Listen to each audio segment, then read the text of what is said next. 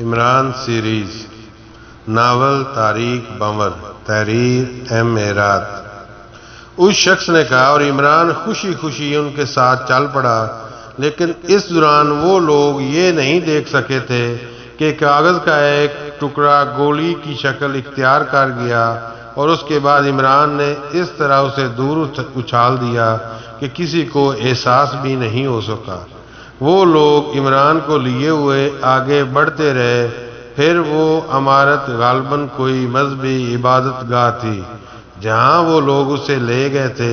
عمران اندر داخل ہوتے ہوئے جھجکا اور خوف زدہ لہجے میں بولا، ادھر کہاں لے جا رہے ہو؟ کیوں، کیا تمہیں وانسو پاؤ سے نہیں ملنا؟ ملنا تو ہے مگر یہ جگہ؟ جواب میں ان میں سے ایک نے پستول نکال کر عمران کی کمر سے لگا دیا اور گسیلے لہجے میں بولا، شرافت سے چلتے رہو ورنہ وانسو پاؤ کی سے ملاقات کی بجائے جہنم میں پہنچ جاؤ گے۔ اے دھمکی مت دو، میں کوئی ایسا آدمی نہیں ہوں، ایک کو ٹھیک کر کے رکھ دوں گا۔ عمران نے آنکھیں نکال کر بولا، چلو۔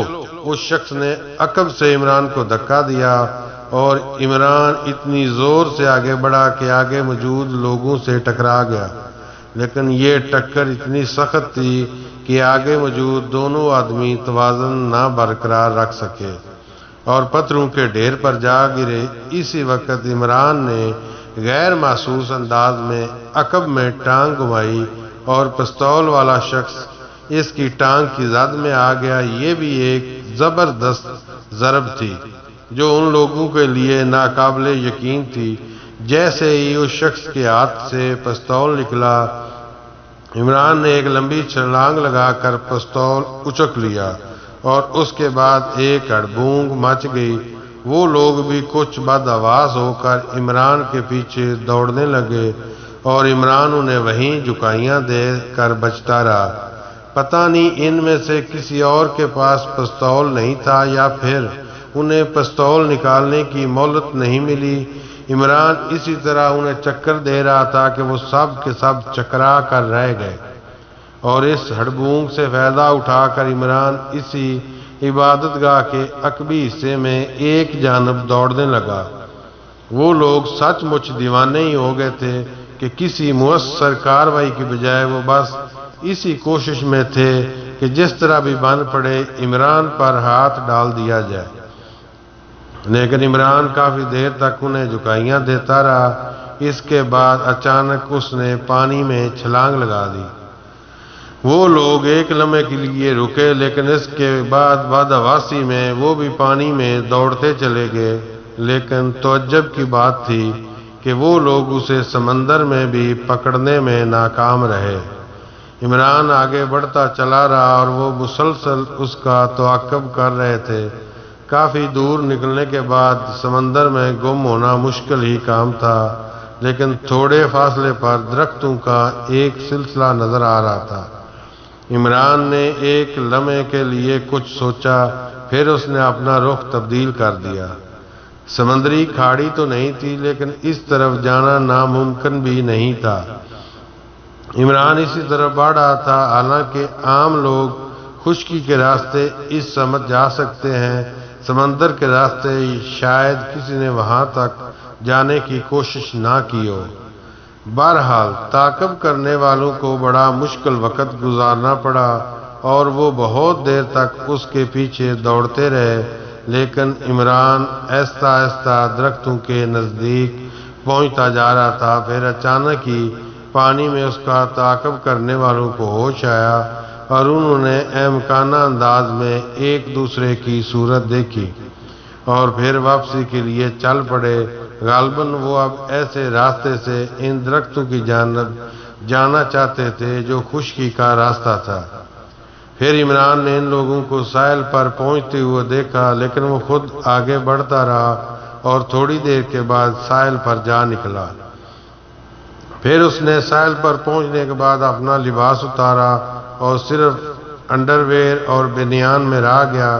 جوتے بھی اس نے وہیں چھوڑ دیے تھے اور پھر برق رفتاری سے ایک سمت چھلانگ لگا دی اور وہ دوڑتا رہا لیکن اسے یہ اندازہ نہیں تھا کہ وہ لوگ اتنی برق رفتاری سے کام کریں گے۔ زیادہ فیصلہ طے نہیں کیا تھا کہ اچانک اسے کچھ آوازیں سنائی دیں۔ یہ غالباً اب موٹر سائیکلوں پر سوار تھے اور راستے بدل بدل کر ان درختوں کے درمیان اسے تلاش کر رہے تھے۔ عمران کو رکنا پڑا۔ پتوں کی کھڑکھڑاہٹیں اور موٹر سائیکلوں کی آوازیں اسے ان لوگوں کا پتہ دے رہی تھیں۔ وہ بری طرح بدحواس ہو گئے تھے۔ پھر ایک ایسا موقع آیا کہ ان میں سے ایک شخص عمران کے بالکل سامنے نکل آیا۔ عمران ایک درخت کے تنے سے چپک کر ساکت ہو گیا تھا اور کافی دیر تک وہ اپنی جگہ کھڑا رہا۔ آوازیں بھی بہت دیر تک آتی رہیں۔ جب وہ ختم ہو گئیں تو عمران نے اپنی جگہ چھوڑ دی، لیکن اب وہ درختوں کے تنوں کی آڑ لیتا ہوا چل رہا تھا۔ پھر کچھ دیر کے بعد وہ درختوں کے دوسرے سرے پر نکل آیا۔ یہاں بہت سے کچے پکے مکانات پھیلے ہوئے تھے۔ کچھ اس طرح کا انداز تھا ان کا جیسے ایک دوسرے پر چڑھے ہوئے ہوں۔ غالباً کچی آبادی کا کوئی حصہ تھا۔ مکانوں کے اوپر چمنیاں لگی ہوئی تھیں اور بعض چمنیوں سے دھواں اٹھ رہا تھا۔ عمران نے ایک لمحے کے لیے آنکھیں بند کر کے کچھ سوچا، پھر ادھر ادھر دیکھنے لگا۔ قریب و جوار میں کوئی نظر نہیں آ رہا تھا، لیکن جس عالم میں وہ تھا یہاں کے لوگوں کے لیے قابل حیرت نہیں تھا۔ غربت کی اس بستی میں عموماً ایسے لوگ نظر آ جایا کرتے تھے۔ وہ مکانوں سے فاصلہ رکھ کر آگے بڑھتا رہا۔ پھر تقریباً 200 گز کا فاصلہ طے کرنے کے بعد ایک مکان کے سامنے رک گیا۔ یہاں ایک محراب سی بنی ہوئی تھی جو غالباً کسی کی یادگار تھی۔ وہ اس محراب کی جانب چل پڑا اور تھوڑی دیر کے بعد اس مکان کی آڑ میں پہنچ گیا جہاں ایک درخت لگا ہوا تھا۔ آس پاس کوئی نہیں تھا۔ مکان کا دروازہ سامنے کے حصے میں تھا اور جس جگہ وہ پہنچا وہ مکان کی پشت تھی۔ پھر عمران نے اس مکان کی پشت سے اوپر جانے کا فیصلہ کیا اور تھوڑی سی کوشش کے بعد اس میں کامیاب ہو گیا۔ اس مکان کے اوپر بھی ایک لمبی سی بڑی چمنی موجود تھی، باقی چھت سپاٹ تھی۔ وہ چمنی کی آڑ میں کھڑا ہو گیا، لیکن اسے آڑ نہیں کہا جا سکتا کیونکہ دوسری سمت کے کسی بھی مکان سے اسے دیکھا جا سکتا تھا۔ چند لمحات وہ ادھر ادھر نظریں دوڑاتا رہا، پھر اس نے ہاتھ ڈال کر چمنی کا جائزہ لیا اور محسوس کیا کہ اندر گرمی نہیں ہے۔ اس کا مطلب ہے کہ آتش دان بند تھا، لیکن یہاں زیادہ دیر تک کھڑے ہونا مناسب بات نہیں تھی۔ چنانچہ وہ چمنی کے کشادہ سوراخ سے اندر داخل ہو گیا۔ کسی جگہ پاؤں نکالنے کا سوال ہی نہیں پیدا ہوتا تھا۔ اس نے صرف ہاتھ پیروں کے بل اپنے آپ کو چمنی میں روکا اور تھوڑا سا نیچے کھسکنے لگا۔ وہ یہ اندازہ لگانے کی کوشش کر رہا تھا کہ نیچے کوئی موجود ہے یا نہیں۔ ابھی وہ چمنی میں آدھے سے بھی زیادہ نہیں اترا تھا کہ اسے کچھ آٹیں محسوس ہوئیں۔ اس کا مطلب تھا کہ کچھ لوگ یا کوئی ایک آدمی نیچے موجود ہے۔ بس یہ رسک لینے والی بات تھی۔ وہ نیچے اترتا چلا گیا اور تھوڑی دیر کے بعد وہ کمرے میں کھڑا ہوا تھا، لیکن دوسرے علم میں اسے احساس ہو گیا وہ تنہا نہیں ہے۔ ایک عجیب الخلقت آدمی کمر پر دونوں ہاتھ رکھے اسے دیکھ رہا تھا۔ عمران کا چہرہ اور پورا بدن کالا پڑا ہوا تھا۔ عجیب الخلقت آدمی نے اسے دیکھا، پھر بے اختیار اس کے منہ سے کہکا پھوٹ پڑا، تم کسی بھی حالت میں ہو میں تمہیں پہچان سکتا ہوں مائی ڈیئر، اس نے کہا، اور عمران کے رونگٹے کھڑے ہو گئے۔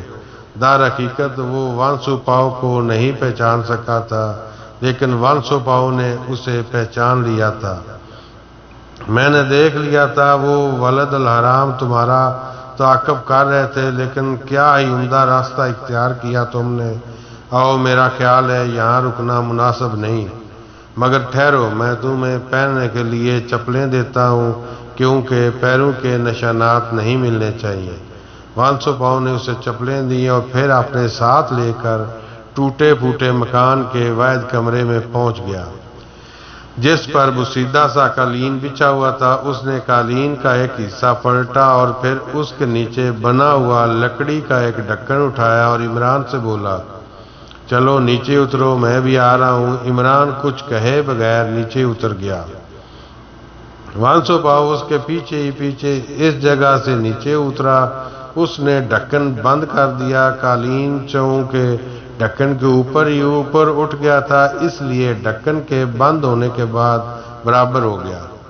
نیچے 2-3 سیڑھیاں بنی ہوئی تھیں جو لکڑی ہی سے بنائی گئی تھیں، اور اس کے بعد ایک بڑا سا کمرہ نظر آ رہا تھا جس میں لیمپ روشن تھا اور ٹوٹی پھوٹی ایک چارپائی اور ضرورت کا تھوڑا سا سامان پڑا ہوا تھا۔ وانسو پاؤ نے عمران کی طرف دیکھا اور بولا، یہ سکون کی جگہ ہے، اور اگر تم یہ سمجھتے ہو کہ مجھے تمہارا نام معلوم نہیں تو یہ بھی تمہاری غلطی ہے۔ قدرت نے مجھے اتنی صلاحیت بخشی ہے کہ جسے زندگی میں ایک بار دیکھ لیتا ہوں اسے زندگی بھر نہیں بھولتا۔ تمہارا نام علی عمران ہے نا؟ وانسو پاؤ نے کہا، اور عمران حیرت زدہ رہ گیا۔ وہ سوچ بھی نہیں سکتا تھا وانسو پاؤ اتنی حیرت ناک یادداشت کا مالک ہوگا۔ عمران نے کہا، گردن لاتے ہوئے کہا، ہاں ڈیئر وانسو پاؤ، ایسے ہی، اس میں کوئی شک نہیں کہ تم نے مجھے متحیر کر دیا۔ وانسو پاؤ ہنسنے لگا۔ پھر اس نے کہا، لیکن تمہیں میری تلاش کیوں ہو گئی تھی؟ ایک تفصیلی معاملہ ہے وانسو پاؤ، مجھے علم نہیں تھا کہ ایک چھوٹی سی ملاقات زندگی میں کبھی میرے لیے اس قدر کارآمد ثابت ہو گئی۔ وانسو پاؤ، ایک سوال کرنا چاہتا ہوں تم سے۔ 10 سوال کرو میرے دوست۔ ویسے ایک بات بتا دوں میں تم کو، میں ایک غریب آدمی ہوں، اپنے آپ سے لاپرواہ۔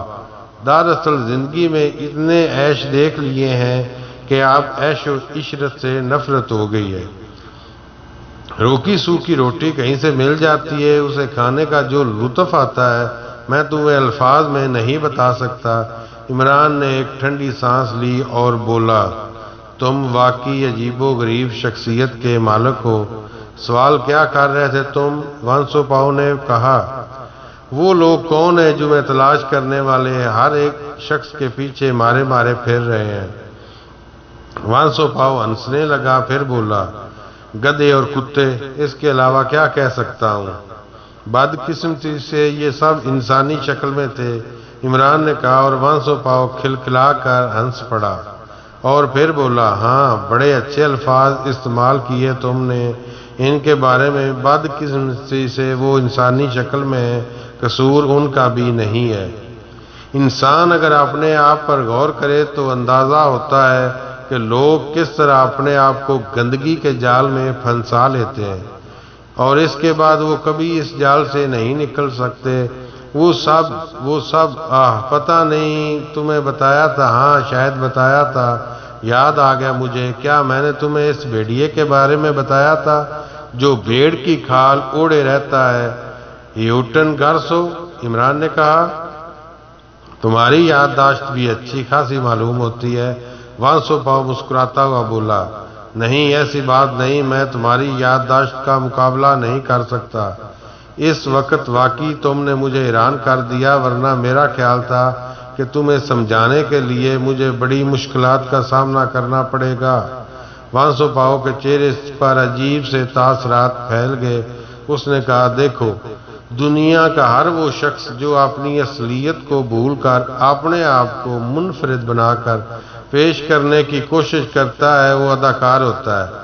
وہ صرف اداکاری کرتا ہے، اسٹیج پر کھڑے ہو کر تقریریں کرتا ہے اور بڑی لیڈر بن جاتا ہے۔ بڑی ایجادات کرنے والے سائنسدان یا دنیا کا کوئی بھی ایسا کام دوسرے لوگوں سے منفرد ہو کرنے والے لوگ اگر اپنے آپ کو غیر انسانی فطرت کا مالک ظاہر کرنے کی کوشش کرنے لگیں تو ان پر کبھی بھی اعتبار نہ کرنا۔